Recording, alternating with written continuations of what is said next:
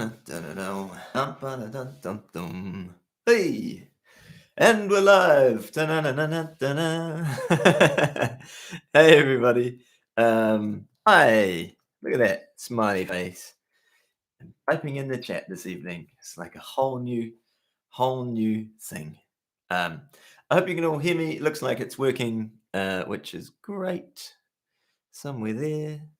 Um, yeah, and I hope you're all well. Things are good. Kia ora, hello, hi, David, and everyone. Oh, and everyone. I may have hidden some. That's what I should do. I should hide some special guests in the cupboards, and they can like pop out mid live stream with a song. That'll be fun. I'll have to find some willing special guests, but yeah, it's nice to be back. I hope you've had an epic week. I can't believe it's a week every time till these pop around, and yeah, cool to see you all here. Aussie, Marcus, Julian, Chrissy, Kerry, Josh. Good morning, good evening, good afternoon, good night, wherever you are in the world. Yeah, it's nice to be back. I honestly I did that little 5 things to learn during lockdown a video. I filmed it 2 weeks ago. It must be 2 weeks, and I was really frustrated with it actually. And hey, Chumley. But I hope 8 a.m. Nice work, man. I really hope it sparks some ideas for you. Nice. It's morning. Oh, Nottingham and Birmingham in the UK. Did I remember, Aussie? I'm checking in. Ooh, what happened to the video last week? I clicked on it and it had been removed. Andres, it should be there. Let me check. I won't check now. I will check after this stream and post a link, hopefully, for you. Maybe in the community tab. It should be there. Yeah, Josh, I am excited for level 2, man. I am actually you're going to be the first people that know this. I'm actually doing a surprise gig early in the morning on the first day of level 2. Yeah, at 7 a.m. That's what's happening. That's what I'm going to say. I might take some cameras and film some of it. It should be a bit of fun. But yeah, looking forward to that. And it's going to be nice to play some shows again. Yeah, Birmingham, Malaysia. Nice. I love Malaysia. I really enjoyed being over there. It's been too long since I've been there as well. Nice to have you here, everybody. I wanted to just speak briefly and honestly fire questions and things like that into the chat, and we'll get to them. But I wanted to just kick off tonight with this beautiful little hey, nice.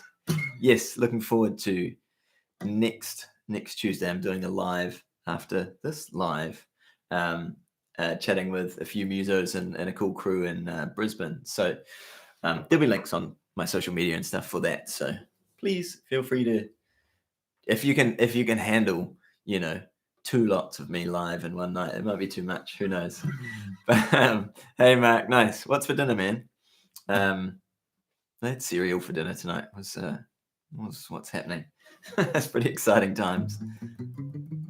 But okay, I wanted to just go through this little exercise with you all because you see it in every at some point. I'm sure if you play guitar at some point, I'm sure you've come across it, and it's this idea of just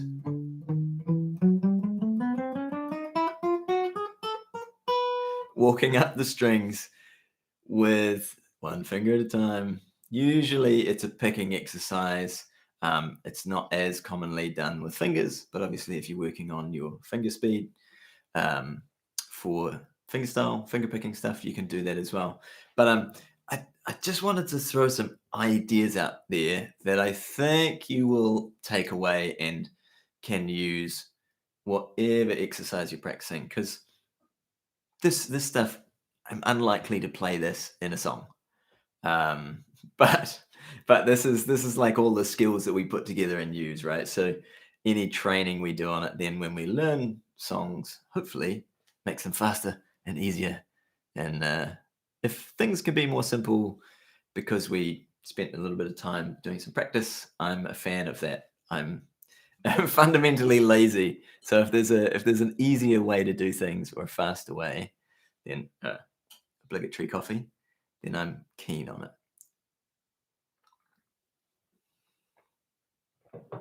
So, having said that, just some ideas for you to think about expanding that. I talked in the video about starting with the downstroke, which is what most of us do, learning it, starting with an upstroke. Should sound just the same, and hopefully it should become quite familiar. There was a Paul Davids video not that long ago where he used the idea of, and it's a really good one for your finger independence, of shifting your finger to the next note after you play it. So you'd play as you go up. Hang on, I got to think about this. Essentially, you're leaving your fingers on, shifting your first finger as it's needed. So I introed that wrong, didn't I? It's leaving your fingers there and moving them just when you need it. But by leaving them there, it's kind of like that yoga we did in the previous 2 weeks. Don't get too Malmsteen. No, come on, man, come on. Yeah, it is fascinating. It's like you can do this just moving your finger as you need to. And then, but one thing I really would encourage you to explore is this idea of this simple exercise and doing different finger combinations. Just you can do them as slow as you need to. It's not actually all about speed, but you know, you're going to end up with some different options, and I think of it as like a highway from my brain. This is like insights into my brain now. I honestly think of it as like a little highway from my brain thinking to each finger, and being able to change which finger is the one that's moving independently. So it's like the more that highway gets used, then it's like, oh, we should really ramp that up so it can go a bit faster. So if you're not used to using your little third and fourth fingers, then get used to them. So this is a long explanation, but you get the idea. And think about maybe doing 3, 1, 2, 4 as a little idea. Yeah, nice. Oh man, that's cool. I appreciate that. Thanks. But think about some other options, and let's take that Paul Davids example of only moving the next finger that you need to. So start, if you have a guitar, get it out, and let's have a play together. We're going to go 3, 1, 2, 4. Based on that, we are going to have to lift some fingers off, but try and hover them just over where you need them to be. And then leaving 1, 2, and 3 on, we can play 3, 1, 2, 4. So we're just moving the finger as we need it. It's just keep talking about this topic while I go make breakfast. It's thanks, Stephen. It's like brain power, and this stuff should frustrate you, honestly. If it frustrates you, like at some level, you're probably making progress. I know that's a sucky thing to say. It's like, it should just be fun and easy and magically work every single time. But sweet. It's one of those things that is like, if there's a bit of thought process,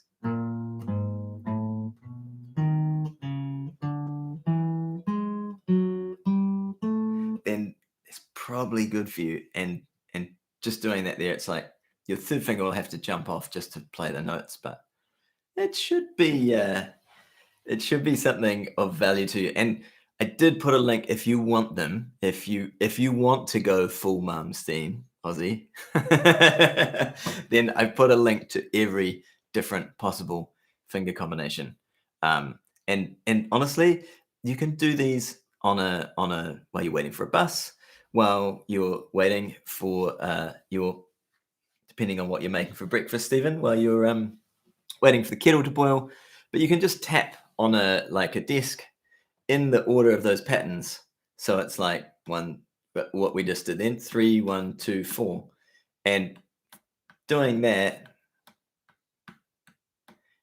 is just gonna, if you like, strengthen that little highway between your brain and these fingers. And okay, it doesn't look like usually it doesn't look like much is happening. Don't judge yourself for at least like the first 2 or 3 weeks. Just set a timer for, like, honestly, 2 minutes, 5 minutes, 10 minutes, whatever you can put up with. Hey, Mark. Hey, Chrissy. Like the hovering. Yeah. But doing some of these things, and just pick a pattern that you remember to do for a few weeks. You can do it absent-mindedly while you're on hold waiting for, whatever you might be waiting for. But these are some cool little things that it keeps your brain working, and it keeps this connection between your brain and your fingers so that you've got some options. So honestly, it's just something I wanted to kick off with. I'm sure it will help some of you, and there's a million one things we could talk about. I set this up really for you guys if there's something in particular you want to look at. So fire stuff into the chat if there's anything in particular. And Josh, if anyone, like, you guys can see the chat as well. So if anyone has tried the Takamine GF30CE, I don't even know what that is. I'm going to go and, look it up after this. That and the Taylor GS Mini. I don't know. Is the Takamine like a smaller guitar as well? You guys can, like, nice. Mark's already like, Taylor, get it, do it.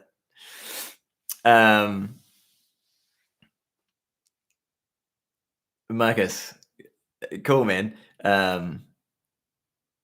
It's a motorbike. How do you decide which songs will be sing immediately and loop at the same time, or lay down the loop and sing later? Cool. I'm gonna oh, true. The tough choices then. The GS Mini does have some pretty standardly brilliant reviews, but I'm not aware of the other one, so I'll go and look it up later for you, man. But in the meantime, Mark's just, he's like, get it, do it. it's no question, no discussion. Marcus, I'll get to that. I'm a beginner in terms of guitar, played for 1.5 years. I'm invested in a loop pedal because I want to learn how to loop. How skilled must I be to use the loop? I'm okay with bar, but can't solo. Cool. These are awesome. I'm going to go through both of them, and honestly put everything put everything in there, and we'll see if we can get to it all. And man, Stephen, that's like an epic breakfast, man. You missed like my secret to just mastering the guitar in one easy step. And apparently last week's video didn't work to be online, so maybe you missed it. If this one doesn't work going up, then it could just have disappeared into cyberspace. But Marcus, a lot of when I'm looping things, a lot of what I decide will be singing straight away versus starting a loop. It depends on two things. One, if I start with a loop that works for the chords. So if I let's say I'm just playing actually old school, like Rod Stewart or something. If I'm playing something that I can sing straight into, and it doesn't feel like it's missing something, for example. So something like this would be like, I'd kind of just start, I would have given you all of my heart, but there's someone who's torn it apart. And I'd loop that, and then I'd build it from there. So it's really just a simple case of that, or failing that. The cool thing about looping, if there's a part that, let's say there's an awkward rhythm that you're not that familiar with, and you know it's going to take a lot of time to play that rhythm, then I would record that first so that I don't have to worry about singing and playing it. And sometimes what genuinely happens is I never go back to actually learning to play that rhythm and singing, which is something in an ideal world I'd like to do. But really, probably the best example of that is September. I keep intending to learn that bass line and sing over it. And I just haven't gotten around to it. I just haven't. So it still is like, I think it's the longest loop build I do at the moment because I've put that off. So that pretty much is kind of how that works. I love this. Nice. There's heaps going on. It's great. I want to get to your question as well, Julian. Honestly, how skilled must I be to use the loop? There's no answer. There's no answer to this. It is, if you have a loop pedal, just get started. Having the loop pedal will help improve your playing, simply because you're going to start working out in terms of rhythm and in terms of learning what you can do with looping. Another good example is, again, I'm going to talk briefly about this last video that I made, but I talk about learning the caged system. And if you're new to looping, it's a really a great way to learn, I think, is, and let's just do it as an example. Why am I using I've Rod Stewart here, but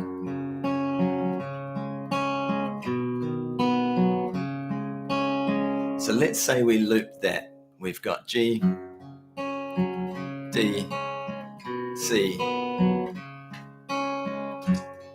and you're not going to hear the loop for a second. Okay, here we go. We have a loop coming through. The cage system then allows you to find the next chords up the neck. So if we just played in the same place, we're not gonna really add much interest, and it's gonna start getting messy, and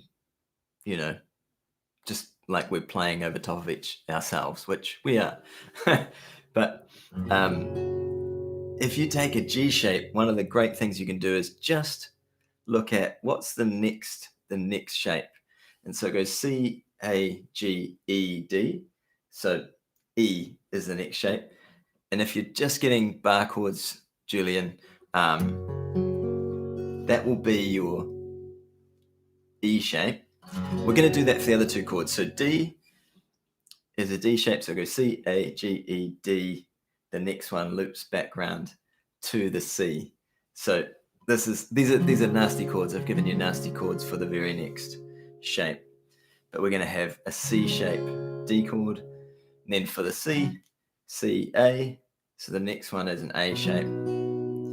And that means now if I overdub this, I'll get a slightly different tone from playing the guitar in a different place. If I was doing this and I spent more time in it, I would probably go up 2. So I'd go, there's the next G, and then there's the next G. And it just creates a little bit of space. We're higher up on the neck than what I played before. But if you've understood this, it'll make sense. You can move it anywhere you wish. So using those neck shapes, I can play over top, and we're gonna have. I better remember the shapes I told you.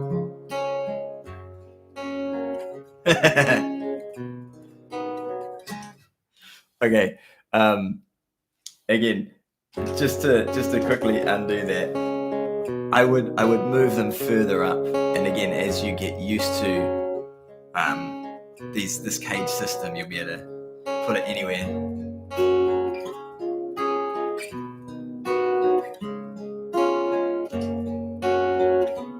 I better play the right chords, eh? That'd be nice.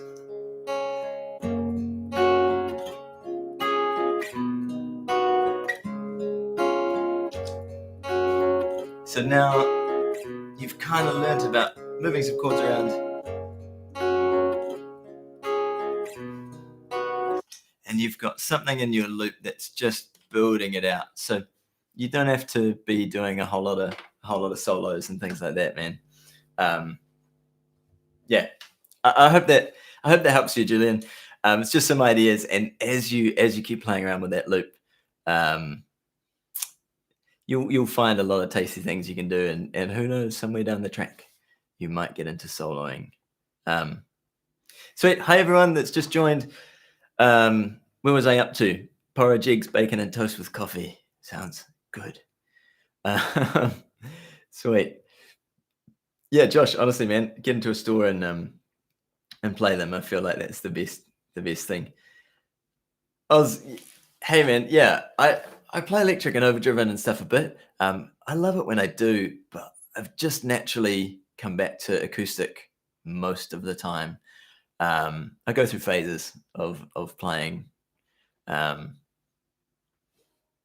both and heading more into the electric side of things. Giovanni, hi. Musical, hi. How's it going? Oh, Erickson, hey man, cool. Zatia, is that how I say your name?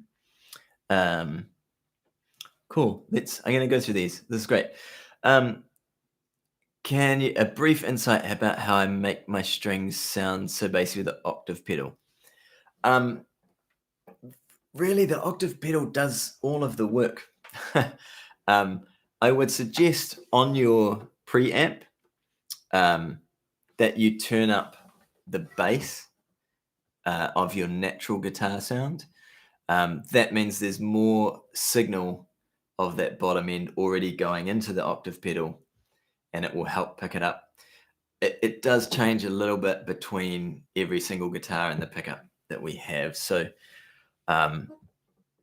yeah. Giovanni? What octave pedal are you using? Are you using something at the moment? Let me know in the chat, and we'll come back to it. Dun, dun, dun, dun. Hey man, that's cool. You've asked before. Yeah. Okay. How to be a positive person like I am. My happiness is contagious. Thanks, man. I appreciate that. Look, honestly, like all of you, I go through a lot of phases, and but you know what? The one thing that comes for me is actually letting out all the sadness and all that stuff when it happens. Is if you need to cry, like it's not cool in New Zealand to cry.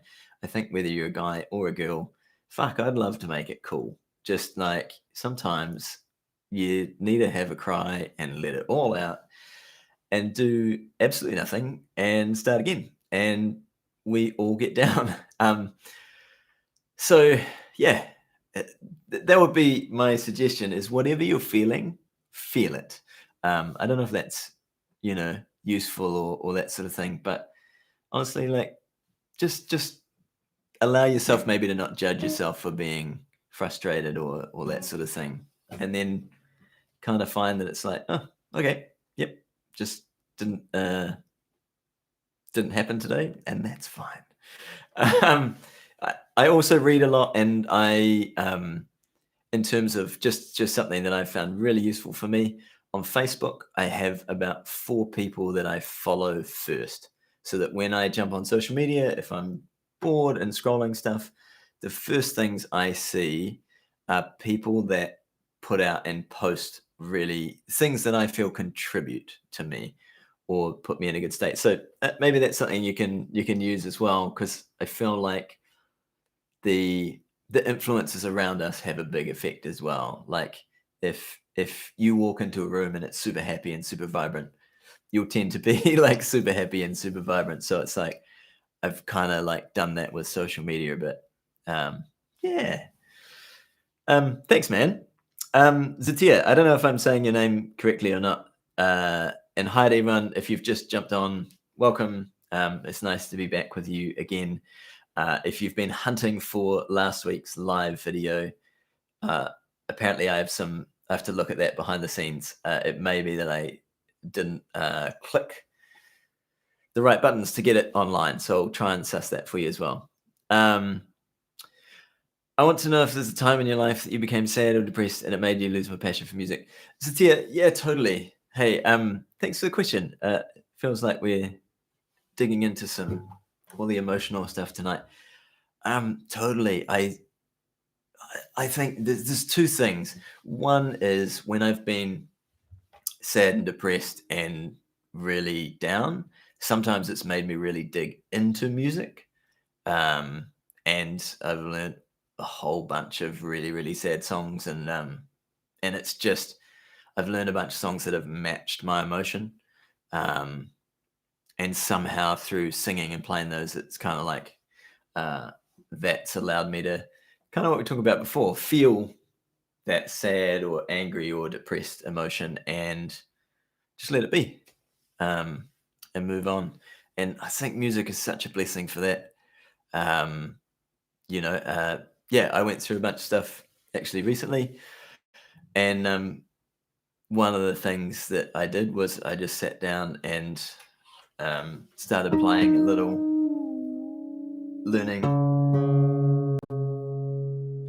a little guitar piece that I'm really not going to do justice now and haven't played in a while, but being able to play and learn that just that helps me through a bunch of those times as well. Like it's a really nice outlet for emotion, I think.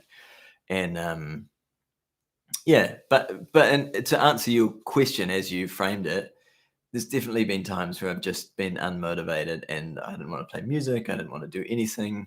I spent a bunch of times just playing Xbox and Call of Duty and sleeping and waking up and you know doing not much else. So that's just the truth of it.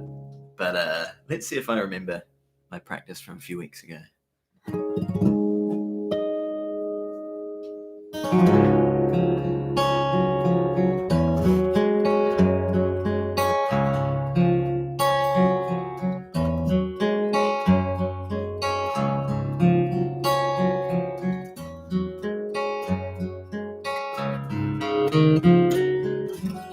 Whee!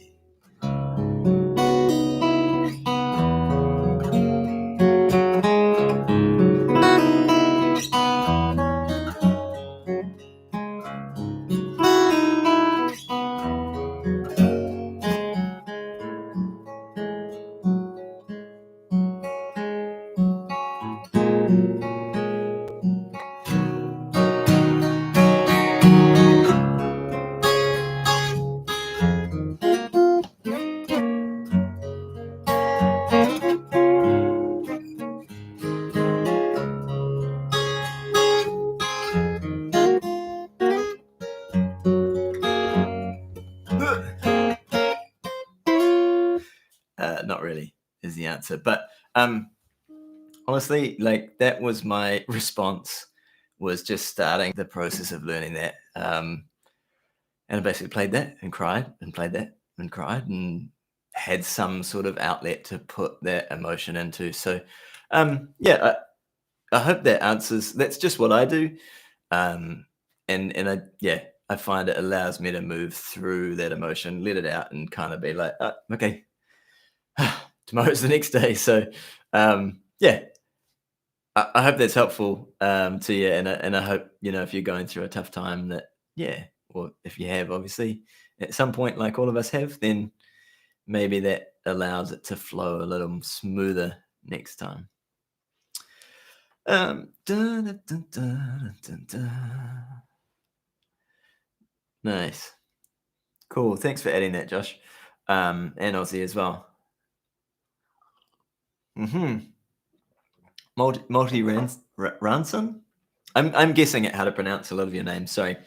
Honestly, I think getting a loop pedal is a super great motivation, and there's a balance, obviously, of times that we're just not motivated, and then there's a balance of times where it's just like we just need to start, and that little starting point becomes a bit of motivation.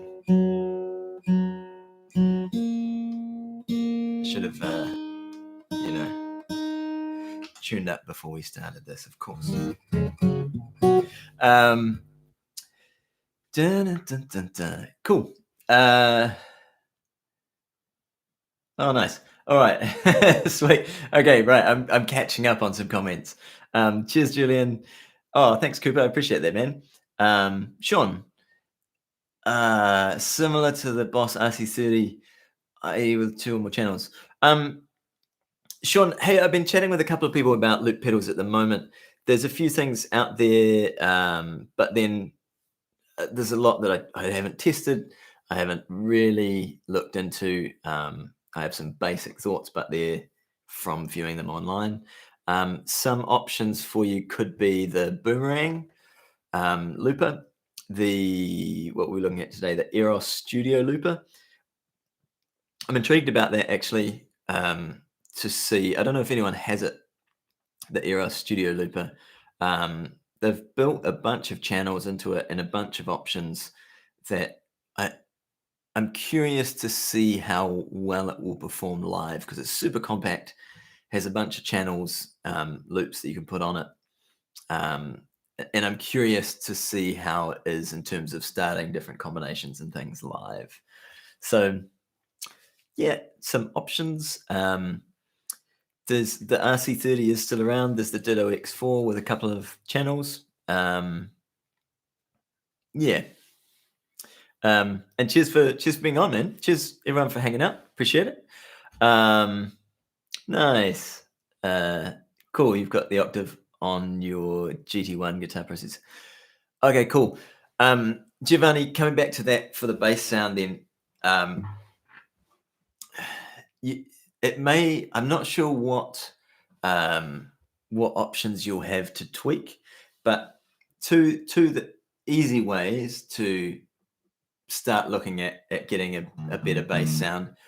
I look at what your EQ on your guitar here is. If you have the options to increase the bass level that's getting sent out from the guitar, and then if you're running into an amp or a mixer or some kind of desk that has EQ options, turning up the bass there can help as well.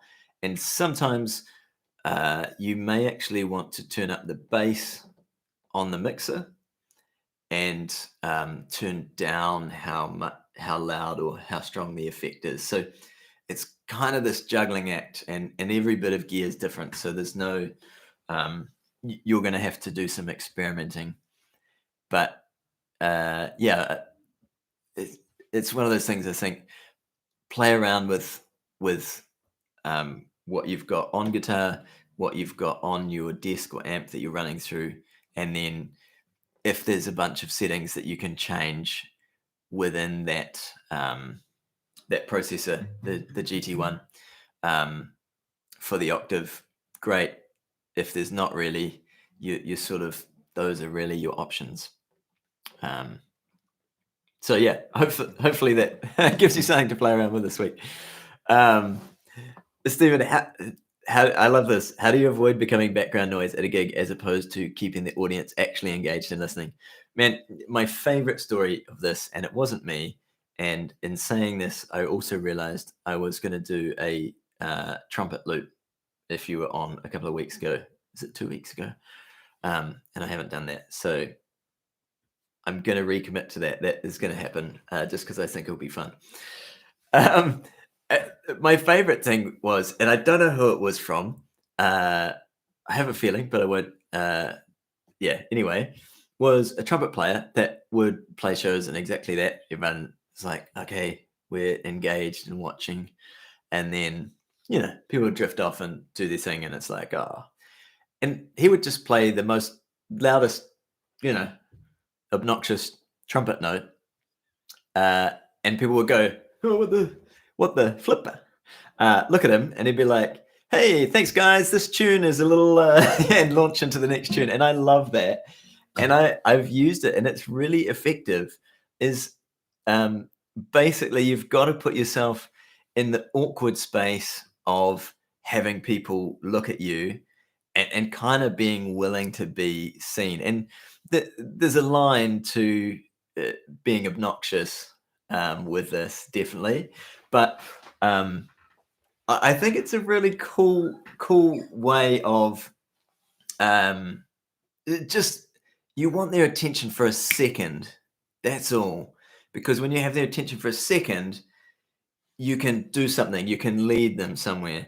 And so it's not a I don't view it as necessarily getting their attention like, right, I need your attention for this whole song. It's like, no, you guys are doing your thing depending on the gig. But if I can get your attention for a second, I can lead a bunch of you into the next thing that I'm gonna do. And a bunch of them will stay and be engaged and reconnected. So I'm curious to see what you what you do experimenting with that. But yeah, it's something I've actually found really useful is essentially to not be background noise. You kind of have to be willing to be seen, and sometimes that is it's uncomfortable in the moment, but can yield some cool results. So, oh, Julian, honestly, you started because of Ed Sheeran and then met a friend who picked it up and then stumbled. Oh, cool. Man, that's cool. I started playing guitar because I was 14 and I saw a guy playing guitar and everyone was hanging around singing with him, me included, engaged. And I was just like, this is a cool vibe. I want to do that. Something clicked. So Ed Sheeran wasn't around then, or he wasn't very good then. So, um, yeah, thank you, the thinking community. Thank you for your compliments on my beard. Okay, I'm gonna wind this up reasonably soon, and there's a whole lot of questions I haven't got to, but let's just do some quick fire questions. Um, nice. Josh doing a bunch of Ed Sheeran stuff with loop tutorials online. That's cool. Oh, Mark, thanks. Last week's video is there to be watched. Just checked. Cool. Yeah, I'll go and double check, but thank you. I appreciate that. Nice. Aussie, sweet. I'm gonna look up that pedal. I don't actually know it. But there you go. There's an option rather than the RC30. I'm guessing you're compared to. Paolo, how many songs do I have in my repertoire? I honestly don't know. Um, yeah, I really don't know. Uh, I'm going to guess 800. It's something quite ridiculous, and a lot of times I don't have them all written down. A lot of times it takes someone being like, "Hey, can you play that?" I'm like, "Oh my gosh, I have not played that for so long." Mark, some guitar tapping. I've played around with a little bit, not really. Um, my loop setup screams Ed Sheeran. Nice, that's cool. Little Martin and RC300. Fingers like octopus tentacles. Cool. All right, nice. Yeah. Sweet. This is me responding to messages without telling you which one I'm reading and just having a laugh. Nice. Noise. Um, how do you use a loop pedal for recording? Fox, that might have to be a question for next week, my friend. Uh, uh, yeah, there's depending on loop pedal, there's a couple of ways to do it. Yeah. Dun, dun, dun, dun, dun, dun, dun, dun, dun, dun, dun, dun. Mm. Oh, sweet. Okay, last couple of things. Chrissy, how do you remember to dial back your bass? Anything you've changed? Um, I honestly, that stuff I think is just practice. And and there's times that I totally forget. So um, every now and then I'll have an octave pedal on, finishing a song just with an open chord, for example, when I want that bass still, and I go into starting the next thing and I've forgotten to kick it off. It happens, but I think a lot of those things are practice and just being engaged with your show. And usually I find when I've forgotten something or missed something, it's because my brain is shot elsewhere for some reason. So so it happens. Um, yeah, I think specific songs, as you go through and build loops and build different things into it, then you'll start to remember what you do, and it becomes a habit basically of turning this up, turning that on. Um, and Robert, awesome man. You just got the Zoom L8. That's what's running this, by the way. And I have a little microphone up here, so that you can hear me.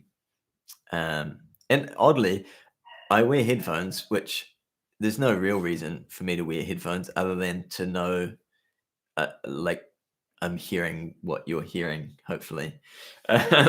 So just when I run loops and things like that, then obviously I will put that up. So an acoustic version of Eruption. Now there's a challenge. Hey, look, honestly, everyone, I appreciate you jumping on. This has been fun. Vox, I'd I'd love to kind of get more into that with you with recording loops and things like that.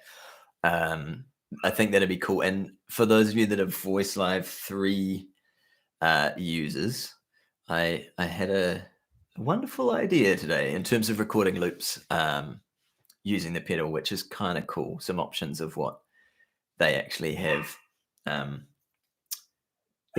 built in essentially to what's going on. Anyway, that's just an idea that I need to work on before actually chatting about it, but I think it could be quite cool. I really hope you have an amazing, amazing week. For those of you that are keen, set a timer. 2 minutes, 5 minutes, 10 minutes. You set however long it's going to be. That's entirely up to you. But work through something. Work through something that has been challenging or that gives you a little bit of frustration, and set that timer for how much frustration you think you can manage. Okay, so 10 minutes can be a really long, long time if it's really frustrating, but it will end if you set a timer. So thanks, everyone. I'm jumping on to do a little Zoom call on Patreon now. So some of you I will see over there, which is cool, but appreciate you hanging out. And I hope you have an amazing, amazing week. Thanks for hanging out. And yeah, appreciate you all. Au revoir.